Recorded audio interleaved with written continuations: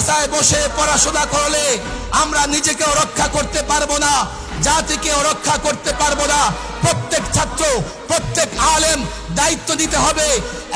একদিন এক যুবককে ইসলাম বুঝাতে হবে, ইসলামের বিধিবিধান বুঝাতে হবে।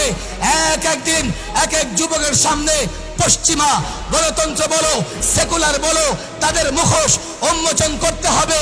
যুবক মুসলমান, যুবক মুসলমান, যুবক মুসলমান, মুসল্লি মুসলমান, তোমরা যদি তাদেরকে বুঝাতে পারো, তাদেরকে সঙ্গে নিতে পারো, মৃত্যু পরোয়া করবার কোনো দরকার নাই।